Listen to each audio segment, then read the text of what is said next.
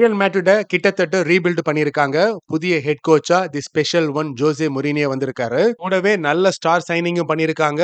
கொனாட்டே, குக்குரல்லா, டம்ஃப்ரீஸ், Bernardo Silva, யான் டயமாண்டே, Carlos எஸ்பின்னு ஏற்கனவே இருந்த பலமான ஸ்குவாட இன்னமும் ஸ்ட்ரென்தன் பண்ணியிருக்காங்க.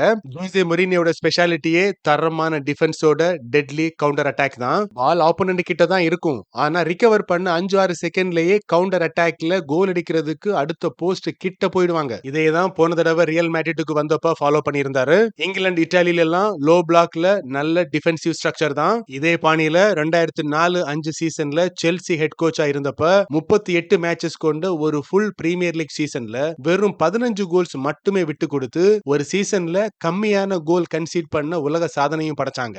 இப்ப இருக்கிற ரியல் மேட்ரிட்ல 4-2-3-1 அல்லது 4-3-3 ஃபார்மேஷனை மெயின்டைன் பண்றதுக்கான வாய்ப்பு இருக்கு. மொரினியோவை பொறுத்த வரைக்கும் விங்கர்ஸ் கீழே இறங்கி டிஃபென்ஸுக்கு சப்போர்ட் பண்ணணும்.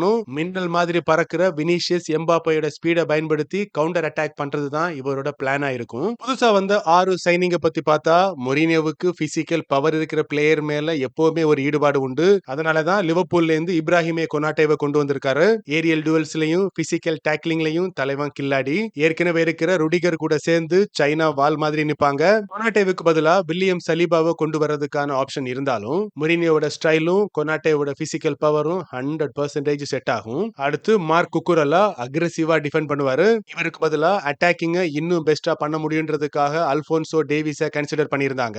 ஆனா டிஃபென்ஸ்ல அதிகம் பேலன்ஸ் பண்ண பாக்குற ஜோசே மொரினோவுக்கு குக்குரல்லா தான் நம்பர் 1 சாய்ஸா இருப்பாரு. அடுத்து ரைட் பேக்ல டென்சல் டம்ஃப்ரீஸை கொண்டு வந்திருக்காங்க.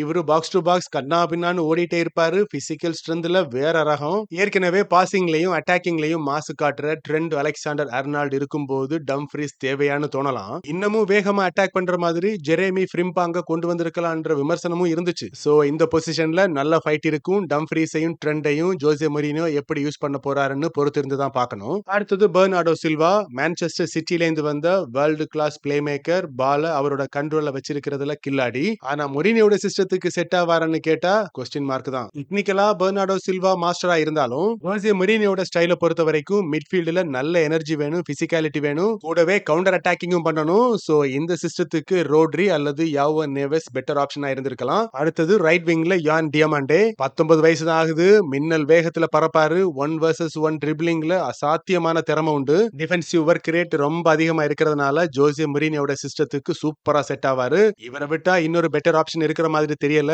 அதனாலதான் 125 மில்லியன் யூரோ கொடுத்து கொண்டு வந்திருக்காங்க. அடுத்தது ஃபார்வர்ட் பொசிஷன்ல கார்லோஸ் எஸ்பியை கொண்டு வந்திருக்காங்க.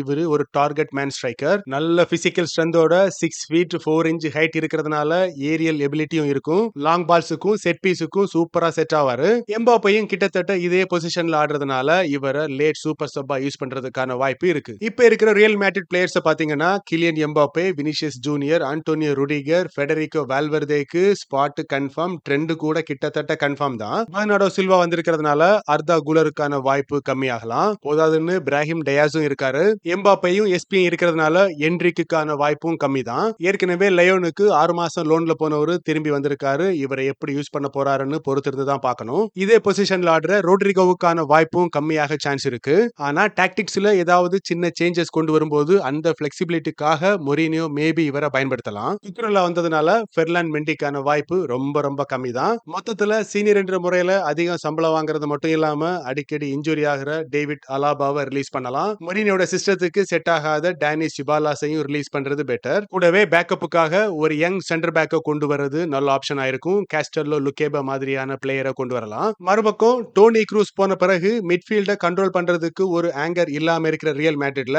ரோட்ரி அல்லது ஆடம் வாட்சன் மாதிரியான நம்பர் 6 பிளேயரை கொண்டு வந்தா ரியல் மேட்ரிட் ஒரு 100% பவர்ஃபுல் டீமா இருக்கும். ட்ராஃபிஸ் வின் பண்றதுக்கான வாய்ப்புன்னு பார்த்தா ஸ்பீடா பிரசிங் பண்ணி பால ரிகவர் பண்ற யங் டேலண்ட் இருக்கிற பார்சிலோனா செம்மையான டஃப் கொடுப்பாங்க. ஆனாலும் ஜோசே மொரினியோட ராக் டிஃபென்ஸும் எம்பாப்பே, வினிஷியஸோட கவுண்டர் அட்டாக்கையும் சமாளிக்கிறது பார்சிலோனாவுக்கு பெரிய சவாலா இருக்கும். சோ இந்த தடவை லாலிகா டைட்டில வின் பண்றதுக்கான அதிக வாய்ப்பு ரியல் மேட்ரிட்டுக்கு தான் இருக்கு. சாம்பியன்ஸ் லீக்னு பார்த்தா செமிஃபைனலுக்கு வரதுக்கான வாய்ப்பு ரொம்பவே அதிகமா இருக்கு. ஃபைனலுக்கு கூட வரலாம். பட் சாம்பியன் ஆவாங்களான்னு கேட்டீங்கன்னா அந்த நாள் தான் முடிவு பண்ணும். அதெல்லாம் இருக்கட்டும் பாஸ். 2010-13ல இதே ஜோசே மொரினியோ ரியல் மேட்ரிட்டுக்கு வந்தாரு. அந்த ஸ்குவாட் இதை விடவும் ரொம்ப ஸ்ட்ராங்கா இருந்துச்சு. ஆனா பெருசா ஒன்னும் சாதிக்கல. யூசிஎலும் வின் பண்ணலன்னு கேட்க தோணுதுல. அது ஏன் நடக்கல, ரெண்டு ஸ்குவாடுக்கும் என்ன டிஃபரன்ஸ்னு இன்னொரு வீடியோல பார்க்கலாம். ஓகே ஃப்ரெண்ட்ஸ், நீங்க என்ன ஃபீல் பண்றீங்க? ஜோசே மொரினியோவோட கரண்ட் ரியல் மேட்ரிட் ஸ்குவாட் எப்படி இருக்கு? எத்தனை டிராஃபிஸ் வின் பண்ணுவாங்க? கூடவே இந்த வீடியோ பத்தின கருத்துக்களையும் பதிவு பண்ணுங்க. வேற ஒரு கிளப் பத்தி இன்னொரு இன்ட்ரஸ்டிங் வீடியோல பார்க்கலாம். Thank you friends.